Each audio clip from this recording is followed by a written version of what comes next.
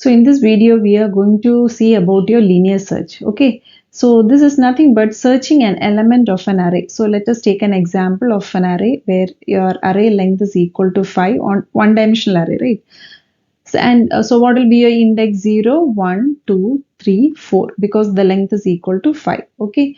So let me consider the elements as 20, 10, 40, 30 and 60. Okay, these are your elements. So searching an element. So suppose if I want to find out the value for 40. Okay, so searching an element inside the array. So this searching can be performed in two ways. One is called as your linear search and the other one is called as your binary search. So in this video, we are going to see what is meant by linear search. So linear search name itself gives you the meaning. Sequentially, it will check each and every element in the array. Okay, it's just like similar to finding a book inside the library. So one by one, it will you will keep on checking. First, you will check the first book, then second book, whether it is matching the book what you have to find. Then third book, fourth book, etc. Like that it goes. Just similar to that, one by one element sequentially. If it keeps on searching, then it comes under the category of your linear search. Okay. So let us see the points.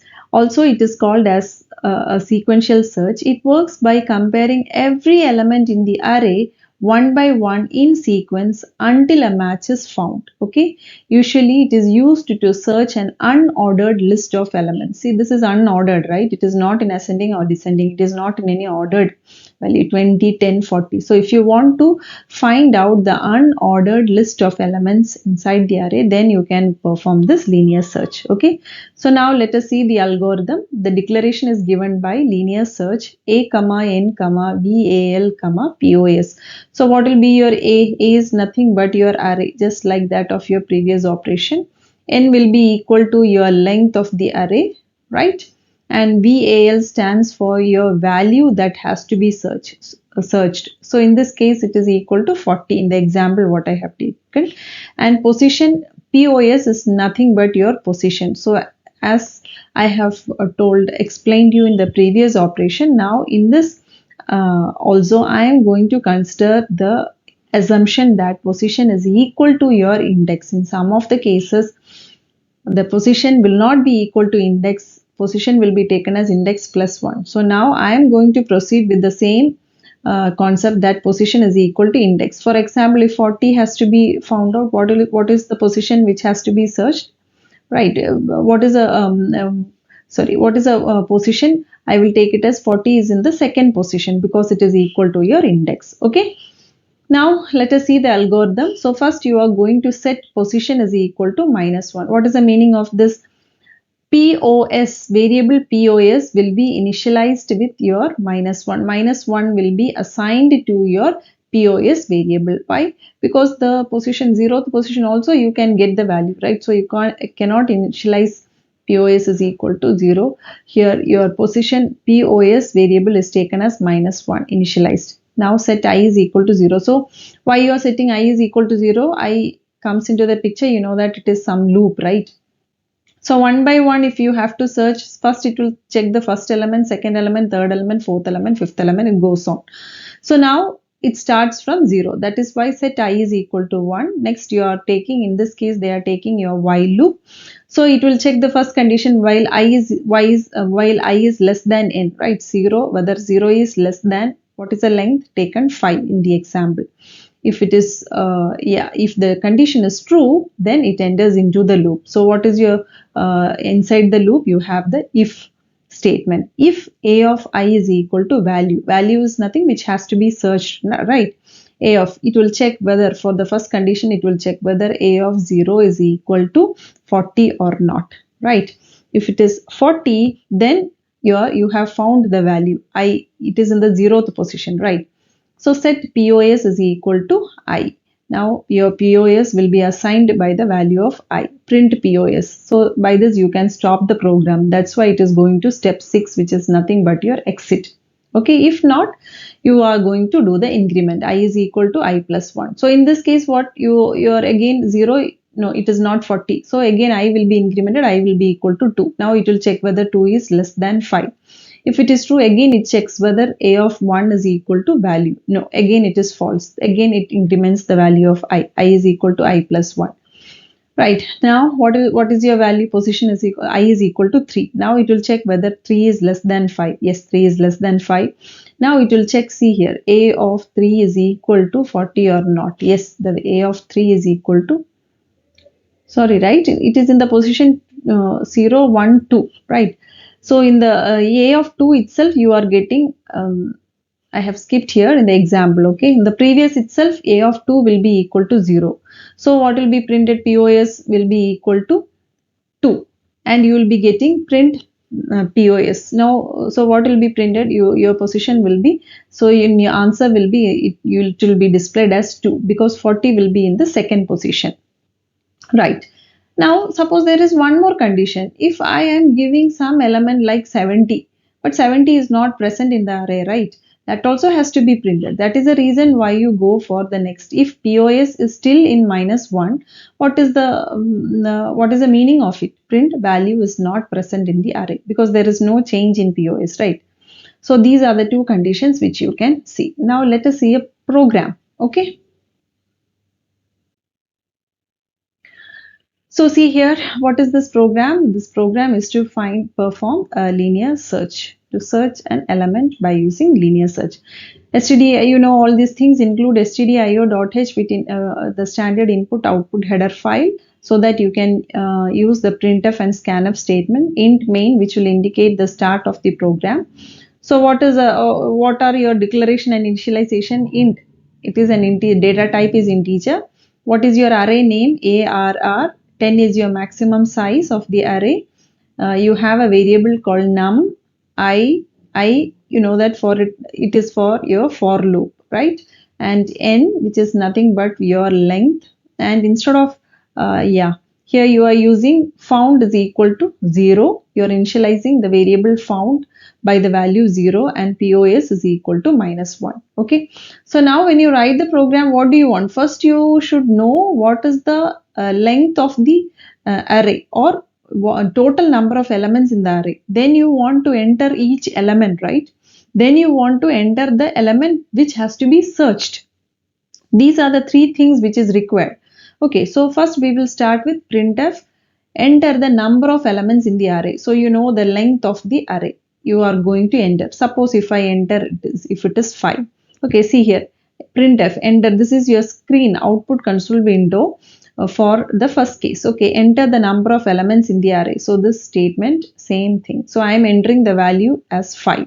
Okay, so 5 will be stored where? Scanf %d format specifier, because it is an integer %d. So this 5 will be stored in your location in the variable 5. 5 will be assigned to the variable n. Okay, so now n is the total length, right? N is equal to 5. So what will be your index? 0, 1, 2, 3, 4, right? Now you have to enter the elements, right? That is your next step. So that's the reason why you're using again printf statement. Printf /n indicates a new line. So see here in the output window, after a new line, enter the elements. Okay, enter the elements. Now you are entering the elements 1, 2, 3, 4 and 5. Okay, so now you have entered the elements. It has to store inside the array, right? For that, what you will use? One by one, it has to be entered. So you know that for entering the elements, you are using the for loop. For I is equal to 0, I less than n, I plus plus. So for first case, let me check. I is equal to 0. Now for 0, whether 0 is less than, what is your length? 5. Yes, it is true. It enters into the loop. Scanf %d, because your format specifier, because it is an integer, it is %d. It goes and store inside array of I. Right now, what is the value for I? It stores array of 0. Now array of 0 will be given as the first value which is entered. 1 will go, and when I is equal to 0, so 1 will be entered here. Okay.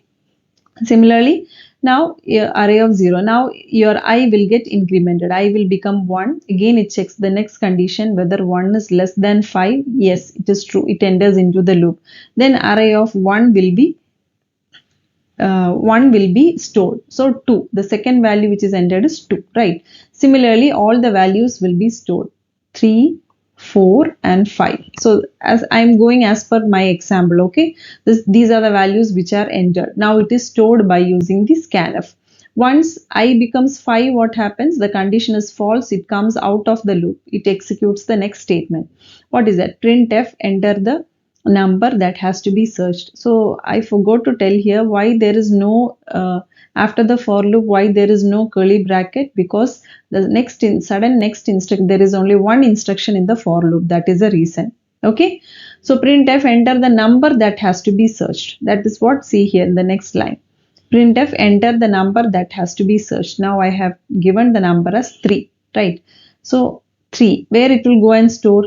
It will go and store in the variable num. So your num will be assigned with the value of 3. Now the element which has to be searched is 3. Okay, in which position now you have to find.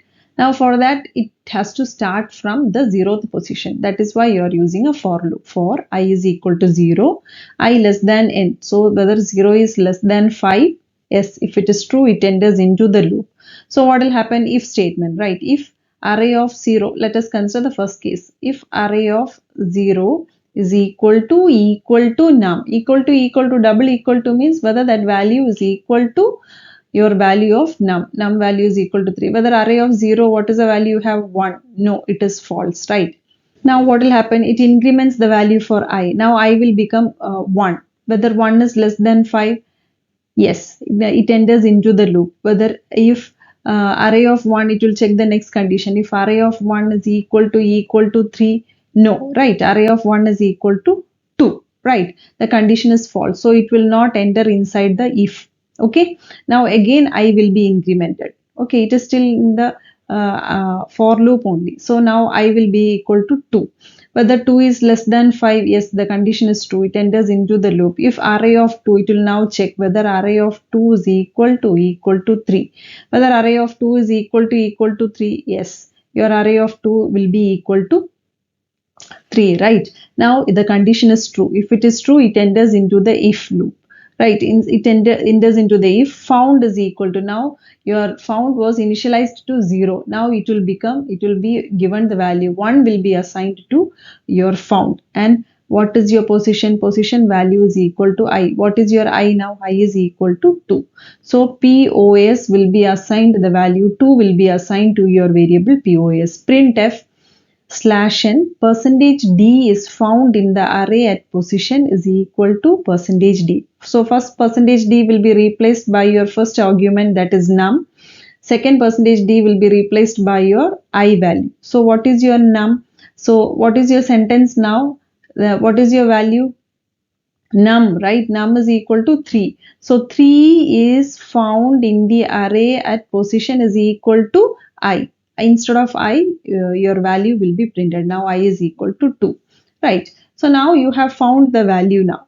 So now you have to exit from the loop. That is why you are using a break statement. Once it is out of the break, now you will get a return 0.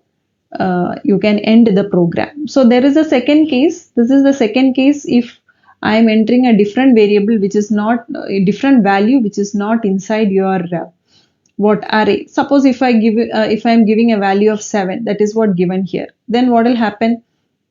It checks all the different conditions. The value will not be found. It comes out, then it will check whether the found is still is equal to 0.